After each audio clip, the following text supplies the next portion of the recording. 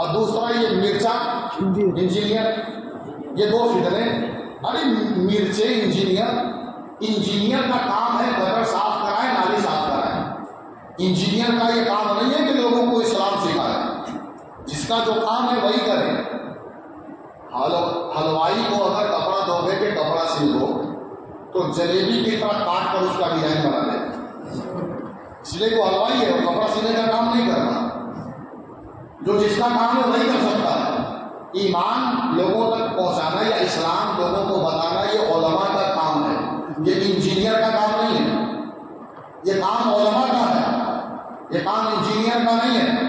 اور یہ بیچارے جو ہے زبردستی کا اپنے آپ کو اہل حدیث کہتے ہیں، اصل میں یہ غیر مقلد ہوتے ہیں. یہ اہل حدیث غیر مقلد ہوتے ہیں. غیر مقلد یہ ہے کہ یہ ائمہ اربعہ میں سے جو ہے کسی کو نہیں مانتے، کسی کی تقلید نہیں کرتے. اور تقلید ان کے یہاں پر شرک ہے. ان کے یہاں نزدیک تقلید شرک ہے، حرام ہے. جبکہ یہ عقل کے اتنے بڑے کنور ہیں، عقل سے ان کا کوئی دور دور تک واسطہ نہیں ہے. یہ جو ہے غیر مقلد ہو کر کے مقلدوں کو غلط بولتے ہیں اور کہتے ہیں کہ تقلید حرام ہے، کسی کی تقلید کرنا شرک ہے. اس طریقے سے فتوے دیتے ہیں. اب ان بیچاروں کو یہی نہیں معلوم ہے کہ تقلید کی قسمیں کتنی ہیں اور کون سی تقلید کا کیا حکم ہے. ان کو ابھی تک یہی نہیں معلوم ہے. جس نے یہ جان گئے کہ تقلید میں اصل میں ہوتا کیا ہے، اس کے احکام کیا ہے، اس کی قسمیں کتنی ہیں اور قصور کے حکم کیا ہیں. اگر یہ سب چیزیں اگر وہ جان جائے تو کبھی بھی جو ہے غیر مقلد بن کر کے نہ رہے بلکہ مقلد بن کر کے رہے گا. مقلد ان کا کہنا یہ ہے کہ اب اللہ نے جب ہمیں قرآن دے دیا، حدیث دے دیا، تو کسی کے پیچھے ہمیں چلنے کی ضرورت کیا ہے. یعنی ہم جو ہے امام اعظم کے پیچھے چلتے ہیں. ہم حنفی ہیں، امام اعظم ابو حنیفہ رحمۃ اللہ تعالیٰ علیہ کی پیروی کرتے ہیں. حنبلی امام حنبل کی پیروی کرتے ہیں. شافعی امام شافعی کی پیروی کرتے ہیں. مالکی امام مالک کی پیروی کرتے ہیں. ان حدیثوں کا، اہل حدیثوں کا کہنا یہ ہے کہ جب اللہ نے قرآن دے دیا، حدیث نبی سے مل گئے، تو پھر ضرورت کیا ہے کہ ائمہ کے پیچھے چلنے کی؟ کوئی ضرورت نہیں ہے. سیدھا مسئلہ قرآن اور حدیث سے نکالو. اچھا، قرآن و حدیث سے مسئلہ یہ سیدھے نکال لیں گے؟ خود سیدھے نہیں ہے.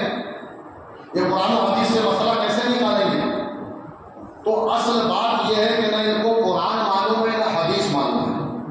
یہ اپنے آپ کو بھلے جو بھی کہا کرے، اپنے آپ کو اہل حدیث جو بھی کہا کرے، یہ اہل حدیث نہیں ہے. آپ نے، میں اس کی مثال بتاؤں، آپ نے گلاب جامن کھایا ہے؟ گلاب جامن کھایا آپ نے؟ الحمدللہ آج بھی بہت کھایا ہوگا. کھایا ہوگا آپ نے. آج عید میلاد النبی ہے نا. ارے سرکار کی آمد ہے بابا، سرکار کی آمد ہے. یہ پیسہ کیا ہے، جان بھی اگر دے دے وہ بھی کم ہے. اتنا بڑا احسان ہے نبی کا. میرے آقا محسن کائنات ہیں، رسول پاک علیہ السلام کی آمد کا دن. آپ نے کھائے ہوں گے گلاب جامن، بانٹا ہوگا لوگوں کو، کھلایا ہوگا.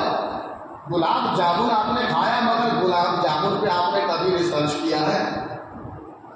ریسرچ کیا کبھی؟ نہیں کیا.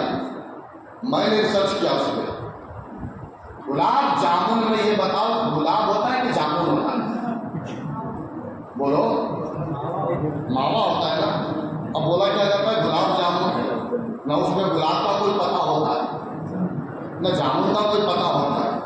تو نہ اس میں گلاب ہے نہ جامن ہے، تو پھر گلاب جامن کیسے بن گیا؟ ویسے یہ ہے بیچارے، نہ یہ اہل ہے نہ حدیث ہے. نہ یہ اہل ہے نہ ان کے پاس حدیث ہے. یہ دونوں سے خالی ہے. جس طریقے سے گلاب جامن میں نہ گلاب ہے نہ جامن ہے، اسی طریقے سے اہل حدیث میں نہ اہل ہے نہ حدیث ہے.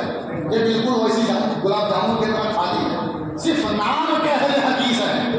ان کے پاس نہ اہل ہے نہ کوئی حدیث ہے.